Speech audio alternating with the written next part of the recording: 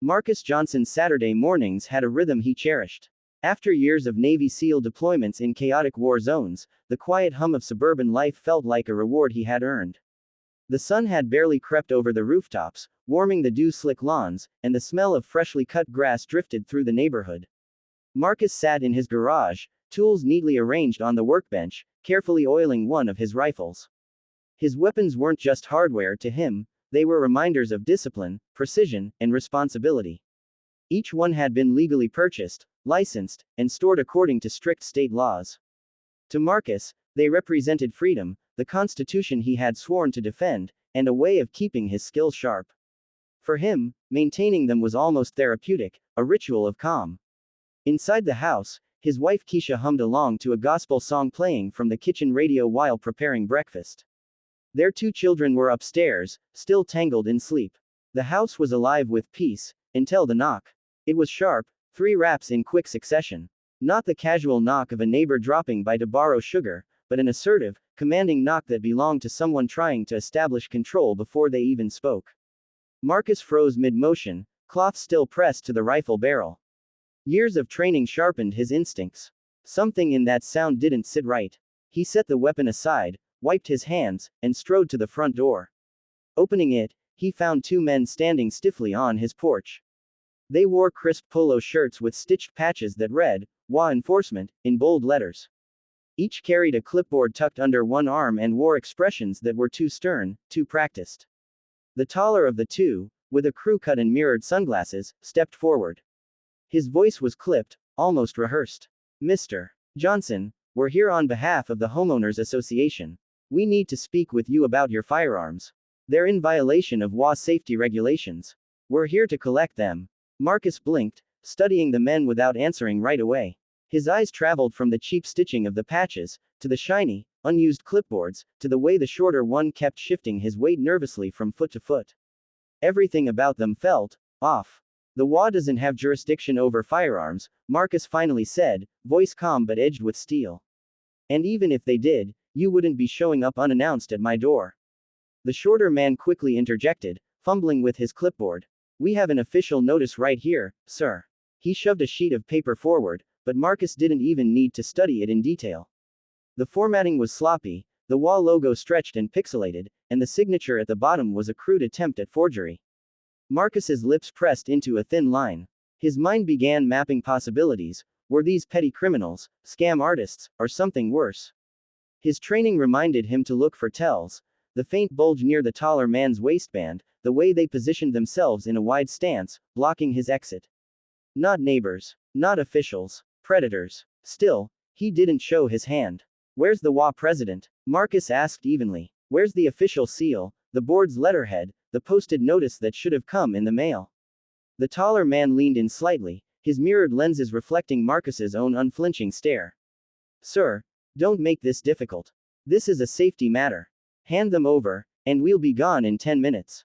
Behind Marcus, Keisha had stepped into the hallway, concern etched on her face. She mouthed silently. "Who are they?" Marcus gave the subtlest shake of his head. He turned back to the 2 men, letting the silence stretch. The neighborhood was beginning to stir, sprinklers clicked on, a dog barked somewhere down the street. A curtain twitched in the house across the way. The imposters seemed agitated by the attention, shifting uneasily. Marcus crossed his arms slowly, planting his feet shoulder-width apart. "I know my rights," he said finally, voice steady. "And I know the HOA. You don't work for them. You've got about 5 seconds to explain what you're really doing on my porch before I call the police myself." For the first time, their facade cracked. The shorter man's jaw clenched, and the taller one's hand inched a little too close to that bulge near his hip. Marcus's senses sharpened. He'd seen this pattern 100 times in conflict zones: intimidation, pressure, then violence. But this wasn't a battlefield overseas. This was his home. His family was inside. His instincts told him one thing: these men weren't here for safety. They were here for a score. And Marcus Johnson was not about to be their victim. The silence that stretched across the porch was thick enough to cut. Marcus's quiet refusal to be intimidated only seemed to agitate the 2 fake officers. They shifted in place, trading glances that spoke louder than words. These men had expected compliance, a nervous homeowner handing over valuables with minimal fuss. Instead, They were staring down a man whose presence radiated unshakable calm. The taller one broke the silence first, his voice hardening. Sir, we're not going to argue with you. The HOA has authority in this neighborhood. If you don't comply, we'll escalate this. We can call the police, and then you'll have more problems than you can handle. Marcus leaned casually against the doorframe, arms folded across his chest. To anyone watching, he looked relaxed. Inside, however, his SEAL-trained mind was firing like a supercomputer, analyzing posture, tone, and escape routes. He noted how the shorter one kept scanning the street nervously, as if checking whether neighbors were paying attention. The taller one, however, was locked on him, jaw set, right hand twitching just inches from his waistband. That bulge Marcus had noticed earlier looked even more suspicious now. Go ahead, Marcus said, his voice steady, unhurried. Call them. I'll wait. That response knocked them off balance. Their plan had no room for resistance, especially not from someone calling their bluff. The shorter one swallowed hard, a bead of sweat rolling down his temple. His voice dropped, less official, more desperate. Look, man, we don't want trouble. Just give us the guns, and we'll be out of your hair. The switch in tone confirmed everything Marcus had already concluded. This wasn't about regulations. This wasn't about community safety. This was a shakedown, a robbery dressed in the thin disguise of authority. He recognized the tactic instantly. It was the same one he'd seen in war-torn villages overseas, where armed imposters disguised themselves as officials to intimidate locals into surrendering their resources. Only this time, it was happening on his doorstep in a quiet American suburb. A faint rustle drew Marcus's eyes upward. Across the street, Mrs. Delgado, an elderly widow, peeked nervously through her curtains. Next door, a teenager mowing the lawn had cut the engine of his mower, now pretending to fuss with the handle while sneaking glances at the scene. Wordless witnesses were piling up. The taller imposter noticed too. He shifted closer, his body language more aggressive now, his sunglasses reflecting Marcus's stoic face. Sir, I'm not asking again. You open the door and hand over the firearms, or things will get unpleasant. Marcus didn't move. He let the weight of silence hang between them before finally replying, his voice low but firm. You know what's unpleasant? Impersonating authority. Walking onto a man's porch, trying to scare his family. You think you can come into my neighborhood with fake badges and cheap lies? The shorter one hissed through clenched teeth. Shut up, man, you're blowing it. That slip told Marcus even more. These men weren't professionals. They were desperate, likely petty criminals who had bitten off far more than they could chew. But desperation made them dangerous, especially with the possibility of weapons involved. Inside the house, Keisha hovered just out of sight, clutching her phone, her thumb hovering over the call button for 911. She could hear every word, and the tension in her chest grew with each passing second. The children were still asleep upstairs, blissfully unaware of the storm brewing outside their home.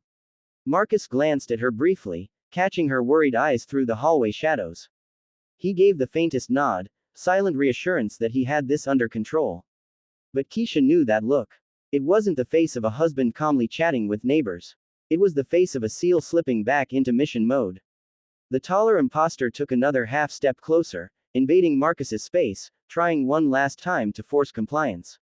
He lowered his voice, a hiss meant only for Marcus's ears. Listen, tough guy, we know what you've got. Hand it over, or your family's gonna regret it. That was the moment everything changed. The fake authority was stripped away. The polite mask was gone. Now they were just two criminals, standing on a porch, threatening a man's family. And that man happened to be Marcus Johnson. His pulse didn't spike. His breathing stayed even. Combat instincts that had been forged in deserts, jungles, and hostile cities clicked into place like a switch. He could practically feel the weight of time slowing, every detail sharpening into focus, the faint hum of a lawnmower engine restarting down the block, the scrape of a shoe on concrete, the rhythm of his own steady heartbeat. The imposters believed they were tightening a trap. What they didn't realize was that they had just stepped into one. Marcus's eyes tracked every movement like a hawk circling prey. The taller man's hand hovered dangerously close to his waistband, the shorter one fidgeted with his clipboard as though it could shield him from the truth unraveling around them. To untrained eyes, it was two HOA enforcers getting frustrated. To Marcus, it was a textbook setup before a strong-arm robbery. He knew the moment was seconds away from turning violent. And if these men thought they had chosen the right target, they were about to learn just how wrong they were. Marcus's voice broke the standoff first, calm and measured. All right, wait here a moment. Let me grab the documents you're asking for. The taller one smirked, clearly interpreting this as submission. Smart move. But Marcus's face gave away nothing. He turned and stepped inside, shutting the door behind him with deliberate slowness. Once it latched, he pivoted quickly into the garage. Keisha was already there, phone in hand, whispering frantically.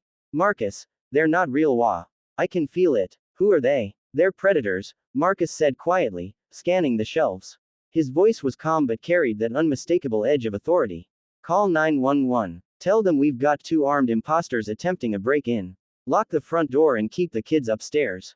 Keisha nodded, her hands trembling as she tapped the screen. She knew better than to argue when Marcus used that tone, his battlefield voice. Marcus reached for his gun safe, then stopped. Bringing out a firearm would escalate too quickly, and with neighbors watching, he wanted witnesses on his side.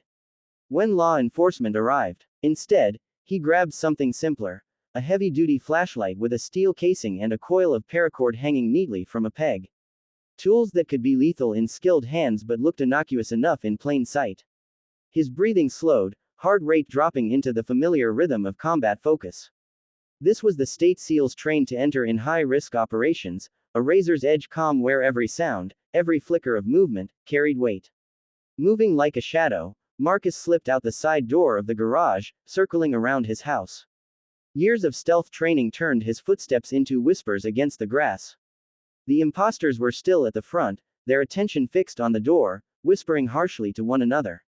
Man, what's taking him so long? The shorter one muttered, shifting nervously. Relax, the taller snapped. He's breaking. We'll have the stuff in minutes. Marcus's jaw tightened. They thought they were about to rob him. They had no idea they were standing in the kill box. He closed the distance with silent precision, crouching low until he was right behind them.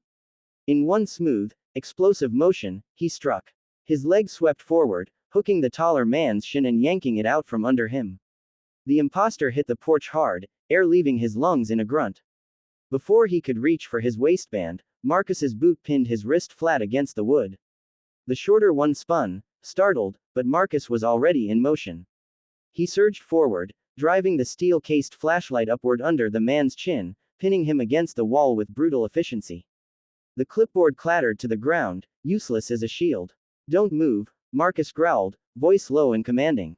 It wasn't a request. It was an order forged in war zones, the kind of tone that froze men in their tracks. The taller one tried to struggle, reaching again for the concealed pistol, but Marcus was faster. He wrenched the weapon free, tossing it across the yard where it landed harmlessly in the grass. In less than 30 seconds, both men were neutralized. Marcus worked with clinical precision, pulling the paracord from his pocket. He bound their wrists behind their backs, then looped the cord around their ankles in practice knots. The 2 criminals now lay face down on the porch, hogtied like livestock, grunting and cursing. You're insane, man. You don't know who we are. The shorter one spat, panic creeping into his voice. Marcus crouched beside him, his calm stare boring into the man's eyes. I know exactly who you are. You're cowards pretending to be something you're not. And you thought you'd come after me, my family, my home. Bad idea. The taller one struggled against the restraints, glaring up at Marcus. You think the cops are gonna back you up? You assaulted us. Marcus leaned closer, his voice dropping to a lethal whisper. No, I stopped a robbery. And when the real police get here, you'll be the ones explaining the fake badges, the forged papers, and that illegal pistol. Good luck spinning that story. The imposters went silent, their confidence crumbling under the weight of truth. From across the street, Mrs. Delgado gasped audibly, her curtain falling shut as she rushed to her phone. The teenager with the lawnmower pulled out his cell, recording shaky video of the scene. Witnesses. Proof. Exactly what Marcus wanted. He rose to his full height, standing guard over the restrained men like a sentinel. His breathing was steady, his posture unshaken. To him, this wasn't chaos.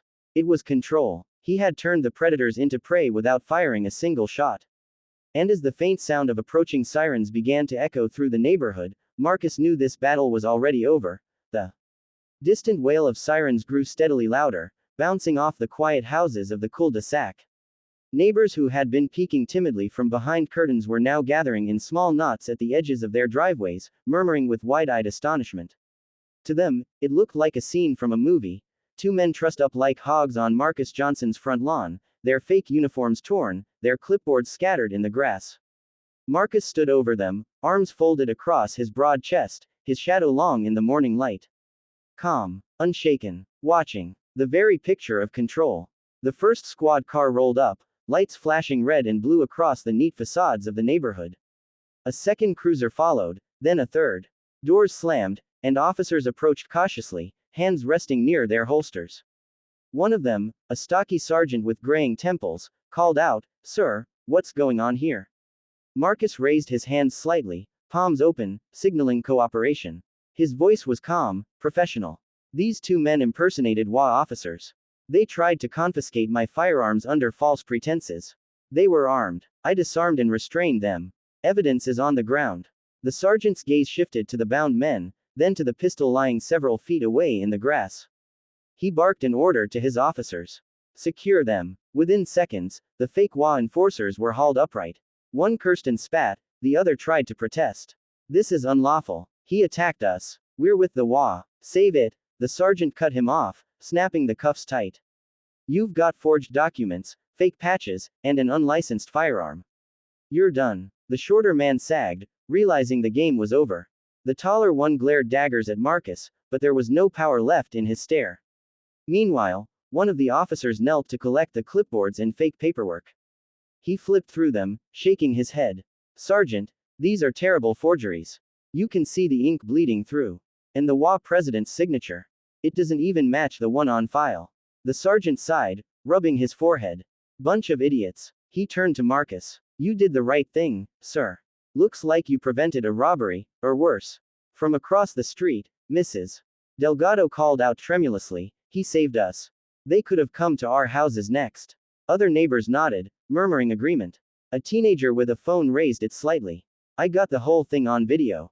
He didn't start anything, they did. That sealed it. The officers had witnesses, evidence, and suspects in custody. All that remained was to process the mess. As the imposters were led to the squad cars, one shouted over his shoulder, voice ragged with rage. This isn't over. You'll regret this. Marcus didn't flinch. He simply stared after them with the steady eyes of a man who had faced far worse threats in far darker places.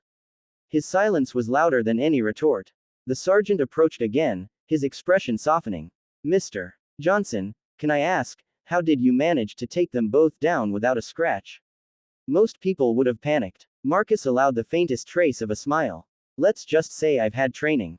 Navy SEAL, retired. The sergeant blinked, then chuckled, shaking his head. Figures. Well, I'll tell you what, these two picked the absolute wrong house. You may have just saved us a lot of trouble. Behind him, Keisha stepped out onto the porch, phone still in her hand, her face a mixture of relief and lingering fear. She came to Marcus's side, touching his arm gently. They're really gone. They're gone, Marcus assured her, his tone steady. He glanced at the officers loading the criminals into the back of the cruisers. They won't be bothering anyone here. Again, neighbors began to drift closer, some offering thanks, others simply staring in awe. To them, Marcus wasn't just a neighbor anymore, he was a protector, the quiet man at the end of the street who had revealed a side they hadn't known existed. As the last squad car pulled away, sirens fading into the distance, the cul-de-sac slowly returned to its Saturday rhythm. But the atmosphere had changed. There was a new awareness in the air, that beneath the calm surface of suburban life, true strength sometimes lived quietly, unnoticed, until it was needed. Keisha leaned closer, her voice low. You never really left the fight, did you? Marcus wrapped an arm around her shoulders, watching the neighborhood settle. His gaze lingered on his children's bedroom window, then on the horizon beyond the rooftops. No, he said finally. I just brought the fight home. And as long as I'm here, nobody's going to intimidate us. Not fake officers. Not anyone. The words weren't boastful. They were a promise. And in that quiet, sunlit moment, every neighbor who heard them believed it.